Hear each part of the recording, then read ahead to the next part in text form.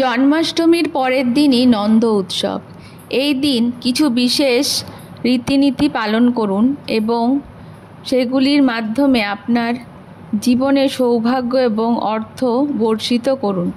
জীবন থেকে দূর হবে রোগব্যাধি, বাধা বিপত্তি এবং আসবে টাকা। চলুন জেনে নেওয়া যাক কী কী করণীয়। জন্মাষ্টমীর পরের দিন নন্দ উৎসবে বালক বালিকাদের ভোজন করানো হয় এবং উপহার দেওয়ার রীতি বহুদিন ধরে প্রচলিত। মনে করা হয় যে শ্রীকৃষ্ণ বালকরূপে এভাবে সেবিত হচ্ছেন।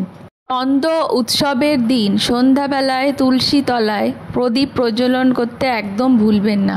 ঠাকুর ঘরে ঘিয়ের প্রদীপ জ্বালান।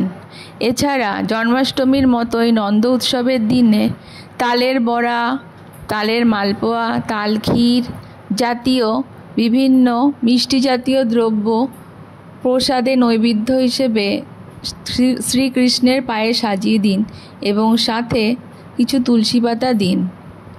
তারপর প্রসাদ স্বরূপ তালের বড়া এবং অন্যান্য মিষ্টান্ন পদগুলি বালক বালিকাদের সাথে অন্যান্য ভক্তদের মধ্যে বিতরণ করুন। এই দিন ভগবান শ্রীকৃষ্ণকে গোটা ফল নিবেদন করুন এবং 11টি তুলসী মঞ্জরি এবং তুলসী পাতা উৎসর্গ করতে পারেন। এছাড়াও এই দিন একটি বিশেষ প্রকার মিষ্টি বানাতে পারেন, যা হলো রাবড়ি। আপনারা ছানা নিয়ে সেটি ঘিতে ভেজে তার মধ্যে ঘন দুধ দিয়ে সেটিকে নেড়েচেড়ে পরিমাণ মতো চিনি, পেস্তা, জাফরান ইত্যাদি দিয়ে ভালো করে জ্বালিয়ে সেটিকে রাবড়ি হিসেবে বানিয়ে ভগবান কৃষ্ণের কাছে নিবেদন করতে পারেন। মিষ্টি জাতীয় দ্রব্যের পাশাপাশি ফুলুরি, লুচি, তালের বড়া জাতীয় বিভিন্ন পদ তৈরি করতে পারেন। এছাড়া এই দিন বিভিন্ন জায়গায় পিরামিড দিয়ে তৈরি করে দইয়ের হাঁড়ি ভাঙার প্রচলনও আছে। এই বিশেষ উৎসবটি হান্ডি ফোড়া নামে পরিচিত এবং এইটিকে নন বেঙ্গলিরা খুব মহাসমারোহে পালন করেন। শ্রীকৃষ্ণের প্রিয় খাদ্যদ্রব্য যেমন ননি, ঘি, মাখন, নাড়ু, দই, দুধ ইত্যাদি পুজোর সময় অর্পণ করতে হবে।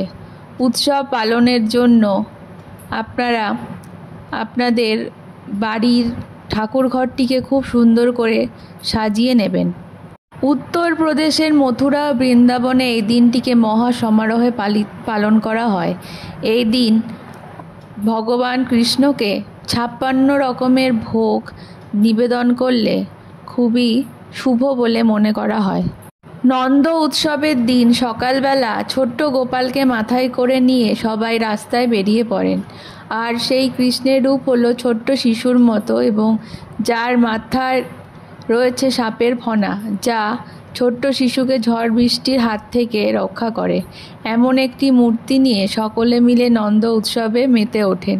প্রতি বাড়ি বাড়ি গিয়ে সেখানে কাদা মাখামাখি শুরু করেন এবং বৃষ্টি হলে তো আনন্দের শেষ নেই। এর পাশাপাশি প্রসাদ, মিষ্টি, তালের বড়া ইত্যাদি বিতরণ করা হয়।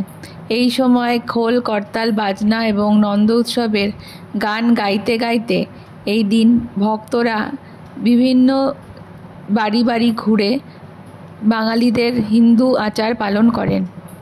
এই তথ্যগুলি জেনে আপনাদের কেমন লাগলো অবশ্যই কমেন্ট করে জানাবেন। ধন্যবাদ।